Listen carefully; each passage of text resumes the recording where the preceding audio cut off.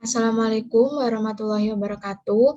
Perkenalkan, saya Alvina Seviandari, NIM 2024 10 10 10 22 dari kelas Data Mining A. Di sini saya akan membahas modul 7 praktikum Data Mining, yaitu Knife Based Classification.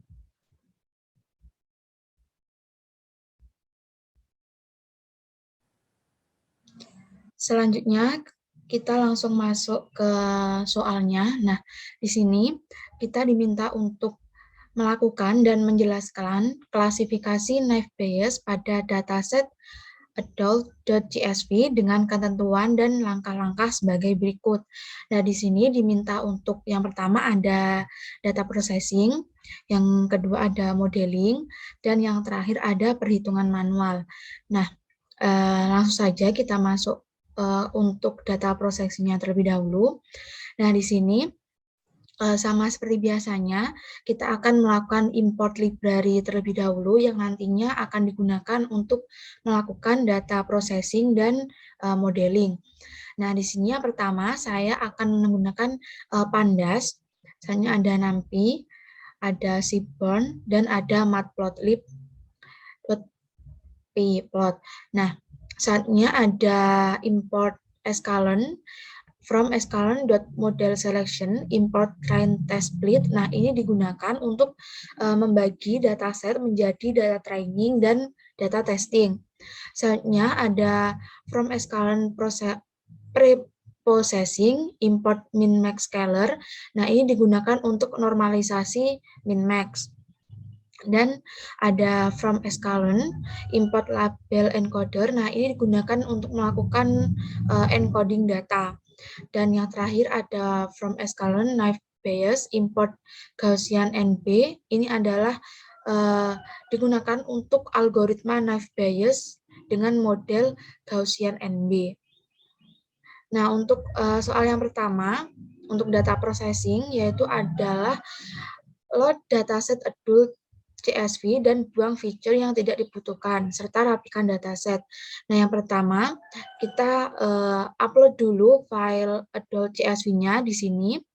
Nah, ini kan sudah terupload.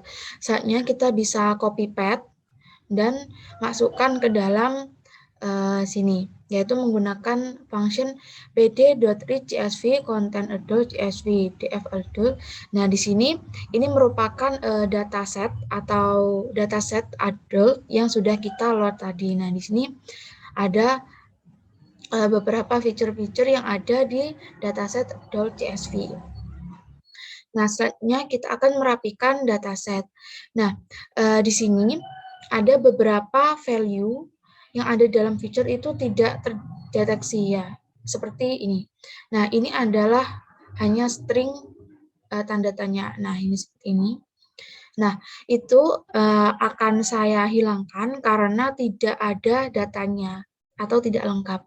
Nah, jadi menggunakan function drop. Nah, itu df_replace. Nah, ini mereplace tanda string ini, tanda tanya ini, dan yang memiliki value none.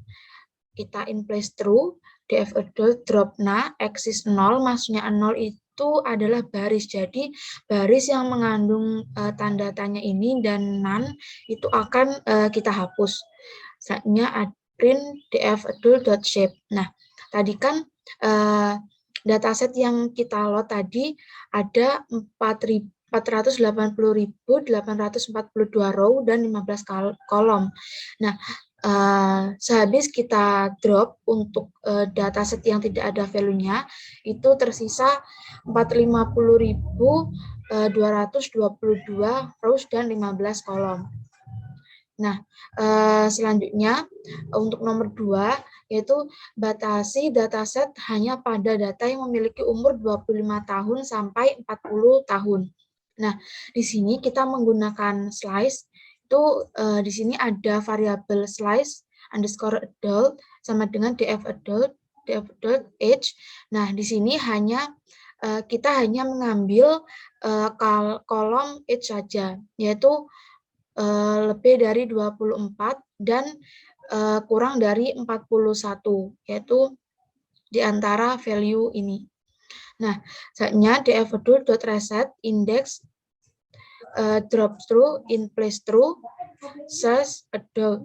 Nah, di sini sudah age-nya sudah antara 25 tahun sampai 40 tahun saja. Nah, ini 25, 38, 28, 34, 36, dan lain-lain. Nah, selanjutnya untuk soal nomor 3, itu ada cek tipe data pada masing-masing feature dan encoding bila diperlukan. Nah, di sini saya mengecek tipe datanya menggunakan function info. Jadi, data yang sudah kita slice tadi antara tahun 25 tahun sampai 40 tahun itu kita kasih function info untuk menentukan tipe datanya. Nah, di sini ada age, ini ada integer dan objek. Selanjutnya, karena data di dataset ini tipe datanya ada yang objek, jadi kita perlukan encoding. Nah, sebelum kita melakukan encoding, di sini saya mengelompokkan data bertipe objek dan integer terlebih dahulu. Nah, di sini ada kolom objek, select data tipe datanya, objek kolom, dan untuk tipe data integer. Nah, di sini untuk kolom tipe data objek itu ada work class, education, marital status, occupation, relationship, race, gender, native country, dan income. Nah, untuk kolom tipe data integer itu ada age, FNLWT, educational, capital gain, capital loss, dan host per week. Nah, karena ada tipe data objek, jadi di sini kita menggunakan encoding, yaitu dot encoding, dot. Nah, ini menggunakan kopian dari data yang sudah kita slicing tadi, itu menggunakan objek apply label encoder, kita memanggil function atau library encoder untuk melakukan encoding data, dan kita encode. Nah, di sini sudah muncul data-data yang sudah kita encoding tadi. Nah, di sini kan tadi work class itu privat, local gov, federal gov. Nah, di sini setelah kita encoding sudah berubah menjadi 0, 1, 2 sini. Nah, selanjutnya soal nomor 4 yaitu cek data null dan data duplicate. Yang pertama, kita melakukan cek data duplicate menggunakan function duplicate dan .sum. Nah, sum ini digunakan untuk menghitung banyaknya duplikasi data yang ada di dataset. Selanjutnya untuk data nullnya kita menggunakan print adult encoding is null.sum. Ini digunakan untuk menghitung banyaknya data null yang ada di dalam dataset. Nah, ini sudah muncul semua. Itu jumlah data duplikatnya itu ada 16, dan untuk data null di setiap feature-nya tidak ada, yaitu 0. Nah, karena di dataset itu ada data yang terduplikat, kita perlu melakukan handling misvalue dan handling duplicate data jika diperlukan. Nah, karena hanya ada data duplikat saja, jadi kita melakukan handling misvalue yang ada di dalam dataset yang duplikat. Itu menggunakan drop, adult encoding, drop duplicate in place true, dan kita print. Nah, di sini tersisa 19.227 baris saja. Untuk soal yang nomor 6 yaitu cek data outlier dengan visualisasikan dalam box plot pada masing-masing feature. Nah, di sini yang pertama menggunakan PLT feature fixed size, ini digunakan untuk ukuran gambarnya. Selanjutnya SNS box plot, ini datanya yang kita gunakan adalah data yang sudah kita encoding tadi dan kita PLT show. Nah, outlier ini merupakan titik di luar box plot yang nanti kita perlu handling. Nah, di sini sudah muncul semua feature yang ada di dalam dataset, ada age, work class, FNLWGT, education, dan lain-lain. Nah, di sini bisa kita lihat outlier ada pada beberapa feature di Workplace, FNLWGT, dan lain-lain. Nah, tapi yang paling mencolok itu ada di feature FNLWGT. Nah, jadi di sini yang akan kita handling dan akan menghilangkan outliernya. Lanjut ke soal yang nomor 7, yaitu kita melakukan handling outlier. Nah, di sini kita menggunakan metode EQR, sama ada Q1, adult encoding. Di sini ada feature FNLWGT yang akan kita hilangkan outliernya menggunakan kuantil 25%, dan untuk Q3-nya menggunakan kuantil 75%. Nah, untuk metode IKIR sendiri yaitu kita menggunakan perhitungan Q3 dikurangi Q1. Nah, selanjutnya di sini saya menggunakan variabel baru untuk menampung hasil dari handling outliernya. Itu adult encoding memanggil atau mengambil feature FNLWGT kurang dari Q3 plus IKR. Nah, selanjutnya kita tampilkan dalam box plotnya. Nah, di sini sudah hilang outlier pada FNLWGT-nya. Selanjutnya soal yang nomor 8 yaitu normalisasikan data menggunakan normalisasi min-max. Yang pertama di sini saya menggunakan atau membuat variabel baru untuk menampung hasil kopian dari dataset yang sudah kita handling outliernya tadi. Selanjutnya menggunakan variabel scalar untuk menampung function min-max, dan selanjutnya kita memanggil. Nah, di sini saya hanya normalisasi pada integernya saja, itu data 2 call integer. Ini adalah data yang merupakan tipe data integer yang sudah saya kelompokkan di atas tadi. Selanjutnya memanggil normalisasinya min-max-nya scalar.fitTransform data 2 call integer data 2. Nah, selanjutnya kita run. Nah, nanti akan muncul seperti ini. Value-nya menjadi 0 sampai 1 saja. Nah, selanjutnya kita reset indeksnya karena di sini kan row-nya sudah ada pada 17.977. Nah, sedangkan indeks yang di atas tadi masih pada dataset awal, indeks dataset awal. Jadi kita reset menggunakan sintak adult result sama dengan data 2 reset index dot true adult reset. Nah, ini indeksnya sudah sama seperti jumlah datanya. Selanjutnya masuk yang kedua yaitu modeling. Nah, untuk soal selanjutnya itu lakukan modeling data dengan data tes 20%, 25%, dan 30%, serta tampilkan hasil skor akurasinya. Yang pertama, di sini saya menggunakan perulangan untuk melakukan modeling data tes. Itu menggunakan def model naive bayes classifier x, y, test random. Selanjutnya kita panggil trend test split-nya from menggunakan sintak seperti ini, escalon model selection. Selanjutnya kita memanggil model dari naive bayes-nya, yaitu menggunakan model Gaussian NB. Selanjutnya di sini untuk melakukan menghitung akurasi skornya, yaitu menggunakan predict. Nah, selanjutnya langsung saja masuk ke dalam test size untuk data tes 20%.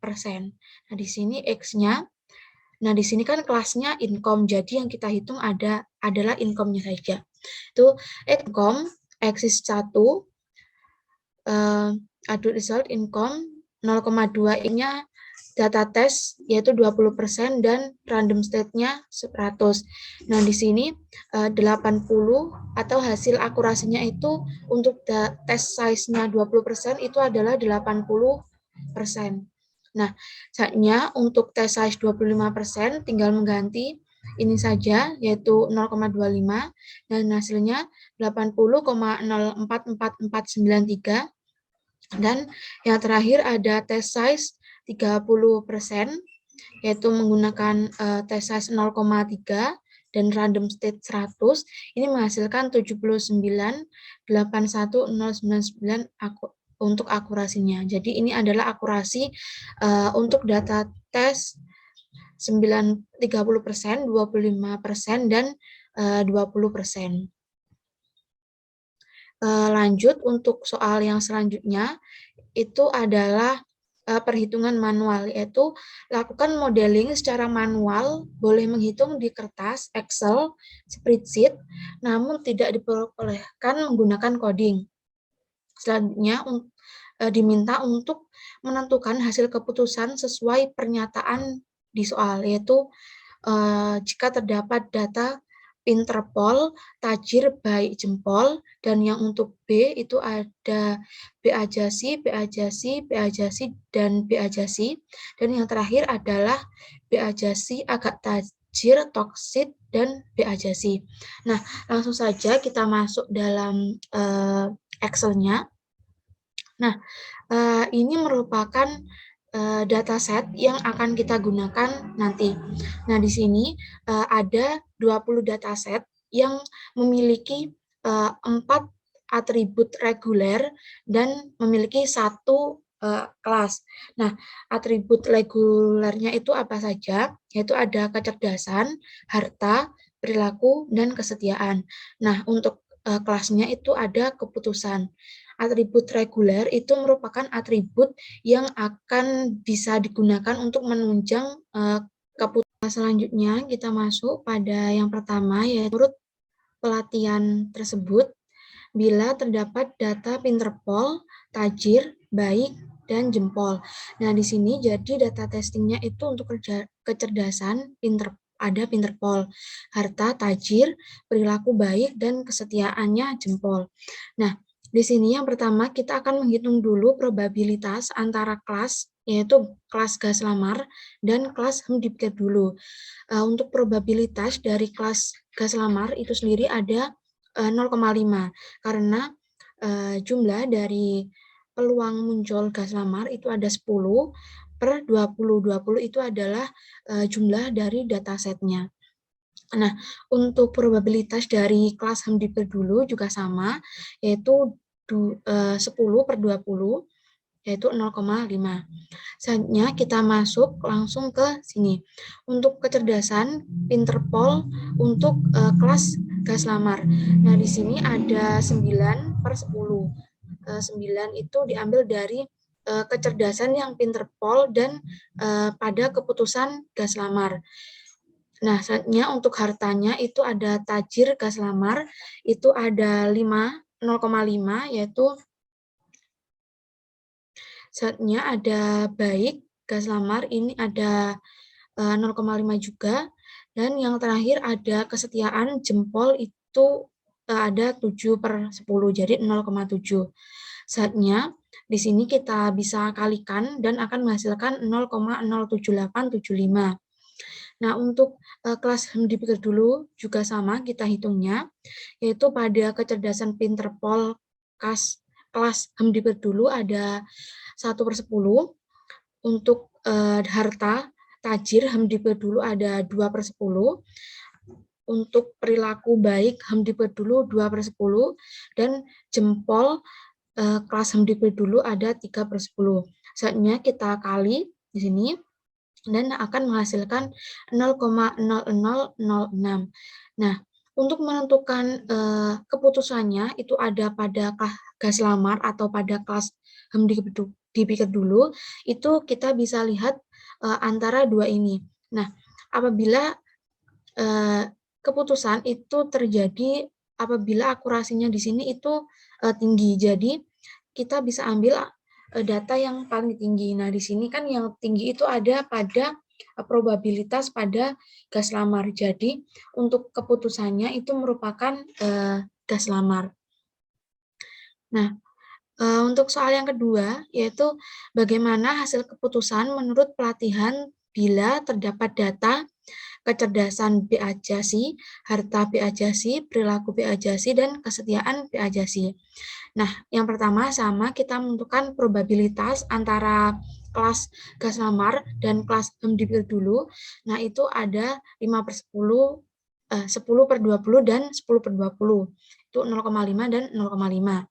Nah, selanjutnya kita tentukan dulu yang kelas gas lamar, yaitu kecerdasan B. Ajasi gas lamar, itu ada 1/10. Harta B. Ajasi gas lamar itu ada 4/10.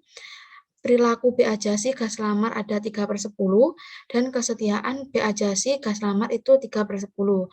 Nah, selanjutnya dikali dan menghasilkan 0,0018. Nah, untuk kelas Hemdibir dulu, yaitu sama pada kecerdasan B. Ajasi Hemdibir dulu, itu ada 9/10. Selanjutnya untuk harta B. Ajasi Hemdibir dulu ada 0,30, dan B. Ajasi Hemdibir dulu ada 0,40, dan B. Ajasi Hemdibir dulu ada 0,70. Nah, apabila dikali itu muncul atau menghasilkan 0,0378. Nah, antara probabilitas antara gas lamar dengan probabilitas antara DP dulu itu tinggi atau lebih besar kelas Hemdikbud dulu. Jadi untuk data testing kecerdasan B. Ajasi, harta B. Ajasi, perilaku B. Ajasi, dan kesetiaan B. Ajasi itu keputusannya adalah Hemdipikir dulu. Nah, soal yang terakhir adalah untuk data testing kecerdasan B. Ajasi, harta agak tajir, perilaku toksit, dan kesetiaan B. Ajasi. Itu pertama kita menentukan probabilitasnya antara keputusan gas lamar dan Hemdipikir dulu, itu 10/20 dan 10/20. Nah, untuk kecerdasan B. Ajasi gas lamar itu ada 1/10. Nah, ini diambil dari sini. Nah, yang biru ini adalah keputusan gas lamar, jadi kita fokus pada yang warna biru saja. Nah, ini 1/10, 10 itu karena banyaknya gas lamar itu ada 10, dan harta agak tajir gas lamar itu juga ada 1 ini, dan untuk perilaku toksit gas lamar itu ada 2. Nah, itu ada di ini 1, dan ada di sini 2/10. Selanjutnya untuk kesetiaan B. Ajasi gas lamar ada 3, yaitu 3/10. Selanjutnya kita kalikan dan akan muncul akan menghasilkan 0,0003. Nah, untuk kelas Hemdipikir dulu sama. Nah, di sini kita bergantian fokus pada tabel yang putihnya saja. Nah, ini untuk kecerdasan B. Ajasi itu ada 9 data. Itu 1, 2, 3, 4, 5, 6, 7, 8, dan 9. Itu 9/10. Selanjutnya untuk harta agak tajirnya ada 5. Itu ada 1, 2, 3, 4, 5, 6. Nah, ini ada 5/10. Ini untuk toksit ini ada 4/10, dan yang terakhir ada B. Ajasi. Untuk kesetiaannya dulu itu ada 0,7, yaitu 7/10. Selanjutnya dikali dan akan menghasilkan 0,063. Nah, jadi antara probabilitas gas lamar dengan Hemdipikir dulu itu lebih tinggi Hemdipikir dulu. Jadi untuk data testing kecerdasan B. Ajasi, harta agak tajir, perilaku toksit, dan kesetiaan B. Ajasi itu keputusannya adalah Hemdipikir dulu. Mungkin sekian presentasi dari saya. Apabila ada salah kata mohon dimaafkan. Wassalamualaikum warahmatullahi wabarakatuh.